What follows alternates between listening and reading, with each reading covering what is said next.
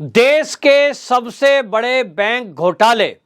DHFL जो कि महाराष्ट्र का है, उसका एक घोटाला 34,165 करोड़ रुपए का जो घोटाला हुआ, अब उसके तार दाऊद इब्राहिम के गैंग छोटा शकील से जुड़ते दिखाई दे रहे हैं। और अब आपको यह बताएं कि इसमें जब CBI ने धरपकड़ शुरू की है, जांच की है, छापेमारी की है, तो पता चला कि यहां करोड़ों रुपए की पेंटिंग की खरीद फरोख्त के बहाने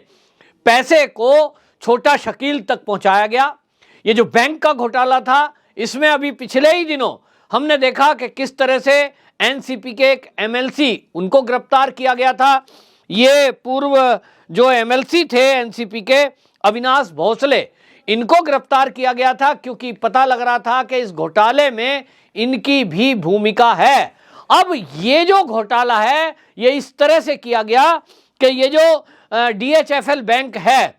इस बैंक ने 17 ऐसे छोटे बैंकों को पैसे दिए। एक तरह से एक है, उन्होंने बिजनेस बैंकों के साथ करा, लेकिन ये जो छोटे बैंक हैं, इन्होंने आगे लोगों को पैसे देने के बजाय इस पैसे का निजी इस्तेमाल किया और निजी इस्तेमाल करके जमीनों में उस पैसे को इन्वेस्ट किया,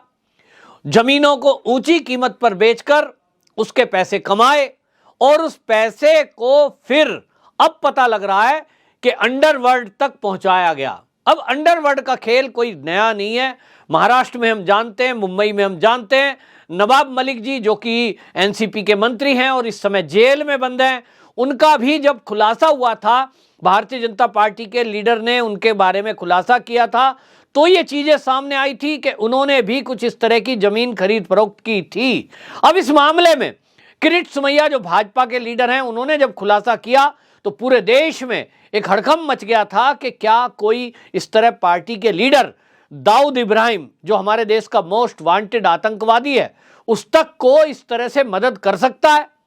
ये जो पैसा वहां पहुंचाया गया है, इसमें क्या किया गया है, उसकी एवज में उन अंडरवर्ल्ड के लोगों की क्या मदद की गई है, इस सब की जांच होना अभी बाकी है। लेकिन जिस तरह से नवाब मलिक जेल के अंदर बंद थे, अभी NCP पर सवाल उठ रहे थे कि NCP ऐसे लोगों से, उसके मंत्री नवाब मलिक खरीद फरोख्त कर रहे थे जमीन की, जो दाऊद इब्राहिम की बहन हसीना पारकर थी, और ये किस तरह की डील कर रहे थे कि करोड़ों रुपए की जमीन मात्र 20 से 30 लाख रुपए में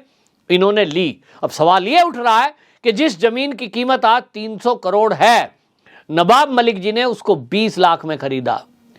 आखिरकार क्या कारण था, उस एवज में उन्होंने अंडरवर्ल्ड की क्या मदद की? सीरियल बम ब्लास्ट के दोषी उन्होंने क्या मदद की? और अब ये नया नाम आ रहा है इस बैंक घोटाले में, जो अविनाश भोसले। अब इसके अलावा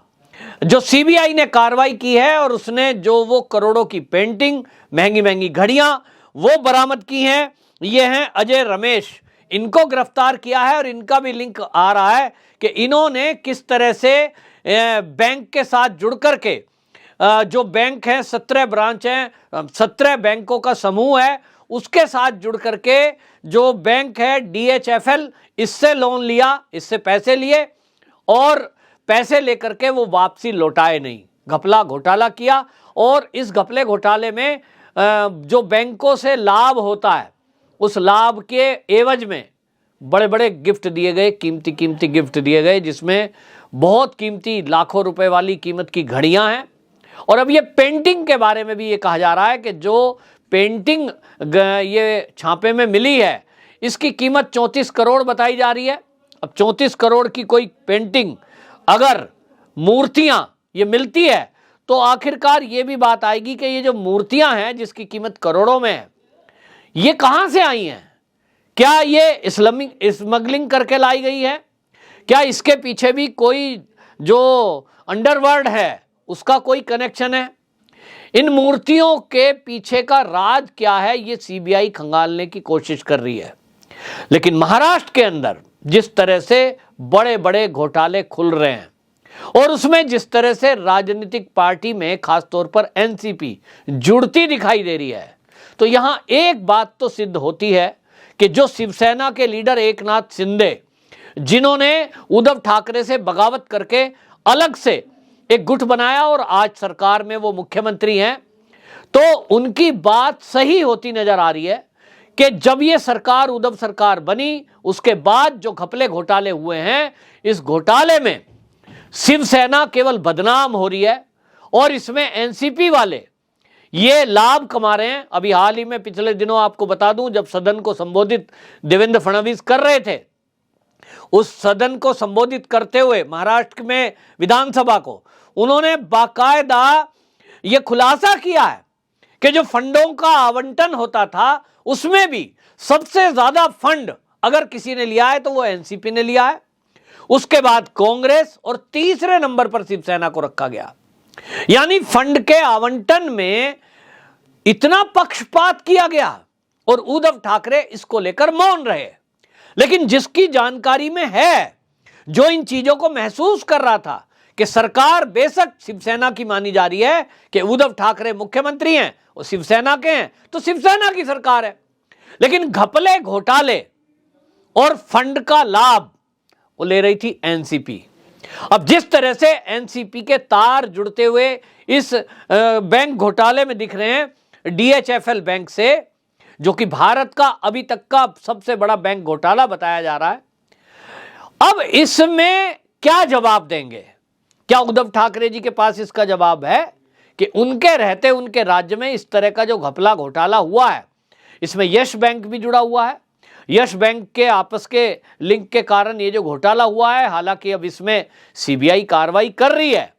लेकिन जिस तरह से एनसीपी से जुड़ करके उन्होंने संगठन करके सरकार बनाई, क्या मजबूरी थी? केवल सत्ता के लिए महाराष्ट्र को लूटने दिया।